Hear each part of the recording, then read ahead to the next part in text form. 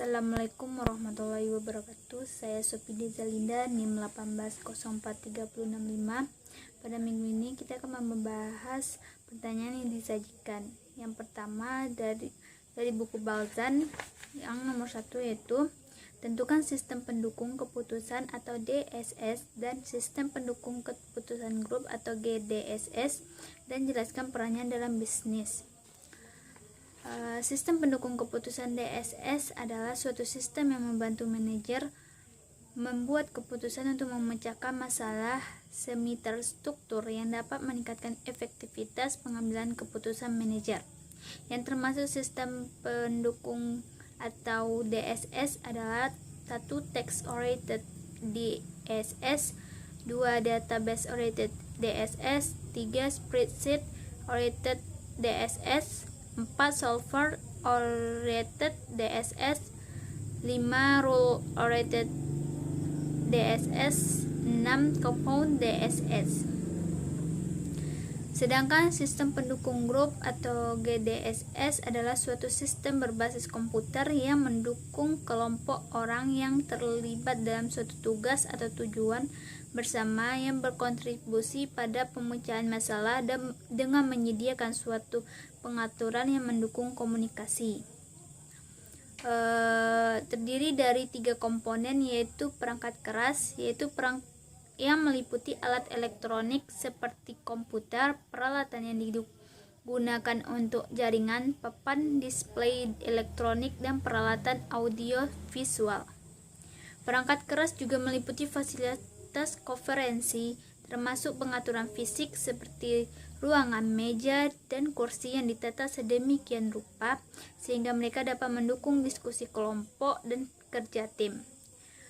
Perangkat lunak mencakup berbagai macam alat dan teknik seperti kuesioner elektronik, alat brainstorming elektronik, organizer gagasan, alat untuk menetapkan prioritas, dan alat formulasi kebijakan. Yang terakhir yaitu manusia. Dalam pelaksanaan rapat menggunakan sistem pendukung keputusan kelompok, dibutuhkan seorang fasilitator terlatih yang membantu proses persidangan dan staf ahli untuk mendukung perangkat keras dan perangkat lunak. Komponen sistem pendukung keputusan kelompok bersama-sama menyediakan lingkungan yang baik untuk mengadakan pertemuan kelompok. Peran DSS dan GDSS dalam bisnis. 1. Memudahkan pihak manajemen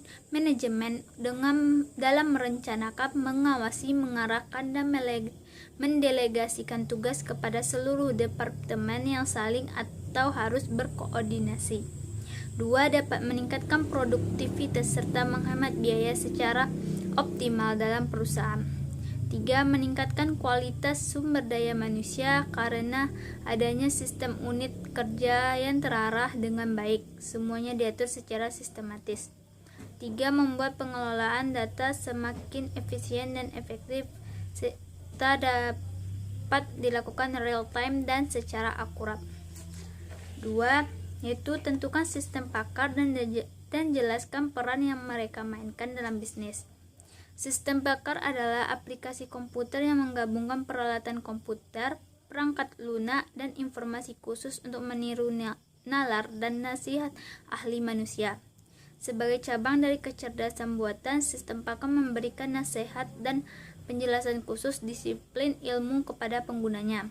4. Peran interaktif membentuk aktivitas sistem pakar, yaitu mendiagnosis, menafsirkan, memprediksi, menginstruksikan.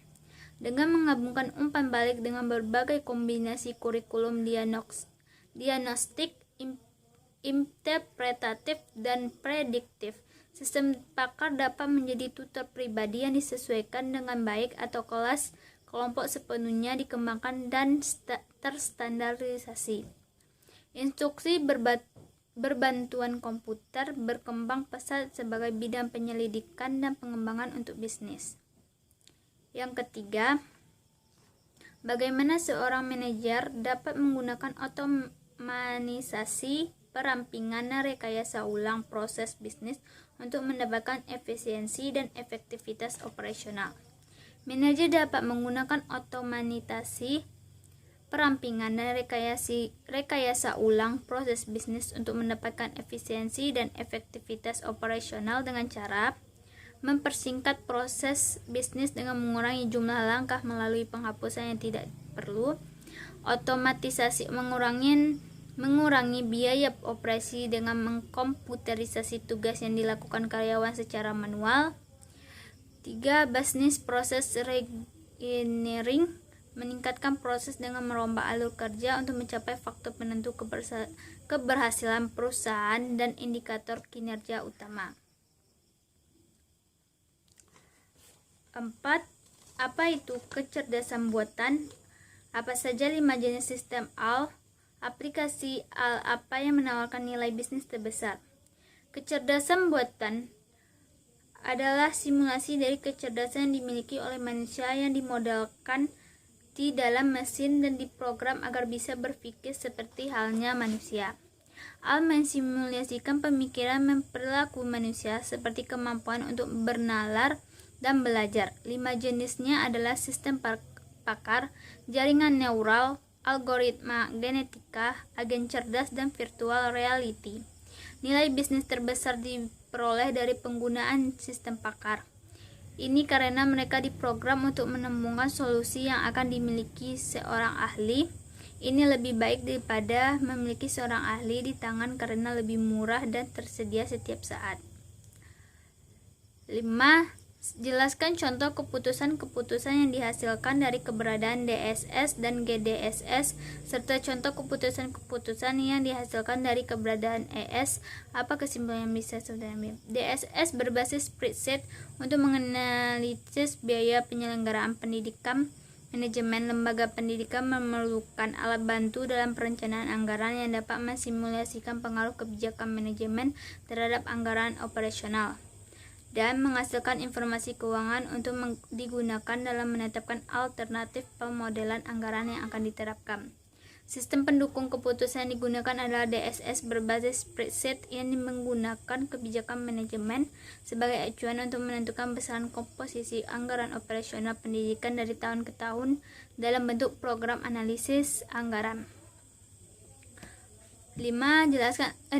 Jelaskan apa yang harus DSS dan GDSS menjadi satu paket dalam sebuah entitas bisnis atau harus dibangun dan diimplementasi berbarengan. Perusahaan seperti apa yang harus punya DSS serta GDSS, dan perusahaan seperti apa pula yang cukup dengan DSS saja.